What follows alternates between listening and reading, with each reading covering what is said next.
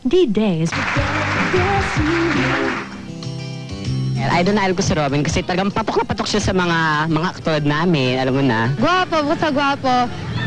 Mabait. Hindi po siya suplado sa mga fans na katulad namin. Gwapo siya! Bagay sila ni Regine. Walang keme sa katawan at saka kung kumilo siya, siya yung talaga. Hindi, walang kaplastikan. Magaling siyang aktor, tsaka mapil naman siya. Matsoy. Nagbago na siya ngayon. Magaling siyang umarte sa action. Matapang si Robin. At saka kalog, komedyante. Mapa-drama, mapa-action, mapa-comedy. Magaling siya. Mga kaibigan, ilan pa lamang yan sa mga hinahangaan natin kay Mr. Robin Padilla. Magmula pa nung siya'y bad boy of local cinema hanggang sa ngayon na good boy na siya of local cinema, marami pa rin siyang tigahanga. Kumbaga kahit saan. Siya yata yung unang sinisigawan ng idol bago pa sinigawan ng idol si April Boy Regino. Siya yung original idol. Diba? Kaya, katulad din po ng tigahanga ni Regine Velasquez, meron din siyang isang tigahanga na talaga namang he took his paghahanga kay Robin a step further. Pakinggan naman po natin at kilalanin po natin si Mr. Diego Salvador. Magandang hapon pala, Idol. Ma'am Regine. Miss D, magandang... umaga pala to. Magandang umaga naman, Diego. It's speechless. Nakakabahan pa ako. Halika, you join us, Diego. Sir. Diba? Yan na naman ang Robin look-alike and sound-alike ba? Ano ba mga paborito mong linya ni Robin? Na mga inuulit-ulit mo? Mga It's dialogue, nice to sample be lang mo. back. Ha? It's nice to be back. First time mo ba nakakaharap si Robin? Dati na. Ha? Dati nagkita kami. Dati na, so kakilala mo na rin siya. sa kulungan ito. Dinadalo ka sa kulungan? Bala ko nga siya ipalit. Abay, sana siya yung kinulong mo. Sana sinabi mo, alam mo, pare. Total, hinahangaan mo ako, pare. Kung talagang gusto mo ipagmalaki yung pagka-Robin Wannabe, magpakulong ka. Tingnan natin ang galing mo, tigas mo. Dito ka sa loob, pare. Ako, babasla na ako. Dito ka sa loob. Di ba? Hindi, balak nagpagpresenta nga yan. Sabi niya, palit daw kami. Ganon. Ano nga kaya nangyari? Meron kang nakilalang talagang super look-alike. Talagang iiwanan mo ba siya doon? Tapos let's say talagang nagbisita si Lisel o nakakita. Wag naman! Yun hindi pwede. Hindi pwede yun. Hanggang ano lang siya, kunya-kunyari. Okay naman siya. Mabait si pare. Mabait Saka, si lagi kami Diego. lumalabas sa mga TV show. Talaga? Twice Oo, na kasama. kaming dalawa, kunwari siya yung laging lumalabas na alalay niya ako. Oh, Abutin- dalawang pelikula na yun, di ba? Ay, dalawang TV. Siya show. kunyari yung lumalabas na alalay mo. Ako. Alalay ko sa kunyari. Alalay ka Dalawang niya? beses na, dalawang beses na. Siya Una, yung- double niya ako. Tapos pangalawa, alalay niya ako na gumagaya sa kanya. Ganun. Aha. Bigyan mo nga kami ng isang one-liners na talagang tunog Robin at dating Robin. Ito po, gagayahin ko yung dialogue ni Idol, ang ipapayo ko lang po sana sa mga kabataan. Sana po, tigilan na po ninyo yung pagdodroga kasi wala akong maidudulot na kabutihan nun. Tsaka yung, lalo na yung baril, Wag na ho kayong Regine, ano naman ang kailangan pa ni Diego din ako para maging Robin na Robin siya? Siguro kasi magkamukha naman sila halos magkahawig tas nagagaya niya yung mga arte. Actually, may ganyan. angulo siya. He really looks like Robin, na. Ay! Yee! Hindi pwede. Nag-iisa lang yung Robin Padilla. Yun. Kahit anong gaya natin, Robin talaga. I was just about to say that, but Kasi yung no boses matter- parang pareho na rin. but no matter how much he tries to copy, kasi syempre he has his own naman. Iba pa rin syempre Iba pa yung rin dating, yung Oo. dating Robin.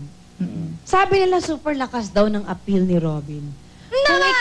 Kung ikaw daw parang Ibong Adarna, na para bang namamagnet yung nakikinig sa'yo, si Robin naman daw merong animal magnetism.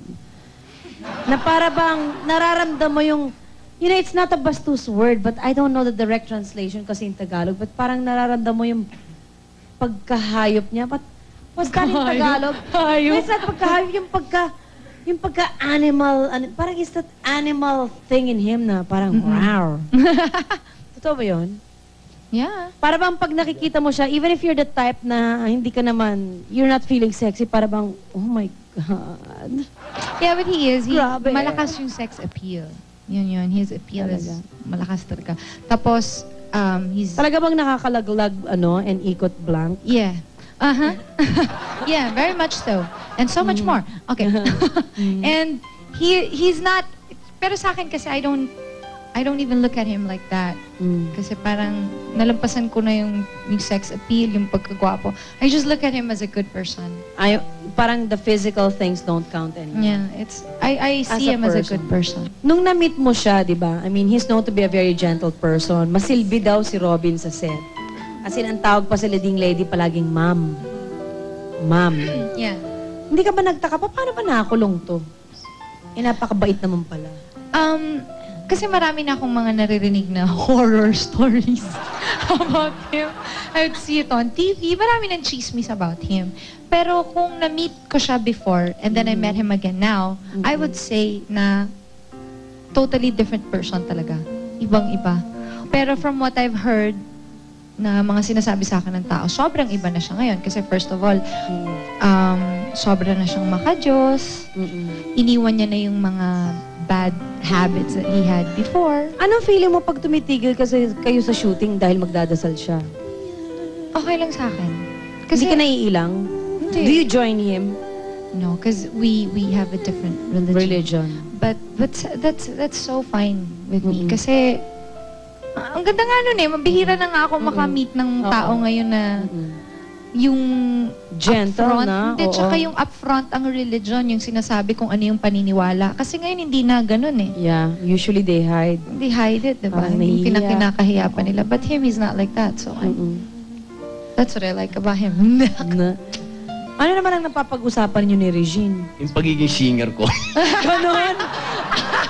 Siya naman ang magdidirect ng up-and-coming concert mo? Ha? Ha? Siya ba ang magdidirect? Pag nag-concert po? siya. Anong po? Oy, matanda ka sa akin, Chong, ha? Tyong. Tyong, tiyo kita. Siya na, may kakapalan ng mukha ko. Hindi siya ba magdidirect ng iyong up-and-coming concert? Hindi, wala. Nagpapatawa na. Kala ko baka naman nag-change image ka na. You can always reinvent yourself. Magre-recording na yun, ha? Napakanta ko na Gusto kong tanungin si Diego.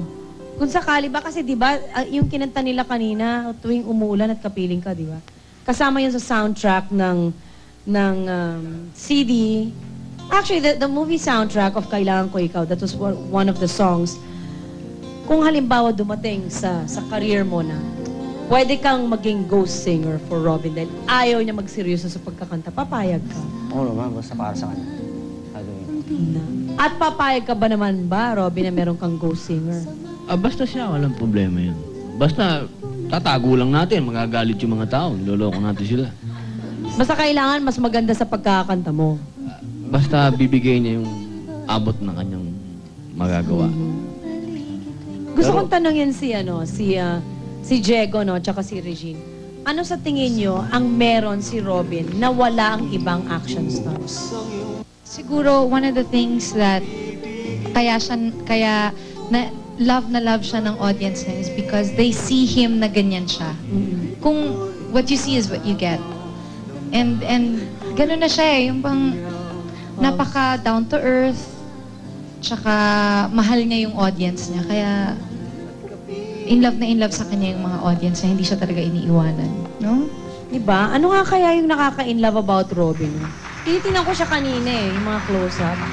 Parang may kamukha ka talaga. Ay, sis? Si Diego naman, ano kayang meron ni Robin na Gusto ko. na talagang pati yung mga tao talagang Gusto ko nagsusumami. kay Robin, magaling siyang ng facial reaction. Ang dami niyang ang daming kumbaga marami siyang naiisip kung anong klaseng arte yung gagawin niya sa mukha niya, sa mata niya. Talaga? Yung Sa talagang forma. nangungusap ang mga mata. Hindi tulad ng ibang action stars na wala masyadong... Sinungaling din ba mata niya? Katulad daw ng mga mata ni Regina, sinungaling. Hindi ko. Ha? Ako? Marami siyang nuances na nagagawa sa kanyang mukha at sa kanyang mga mata. Nangungusap yung mata niya Nangungusap.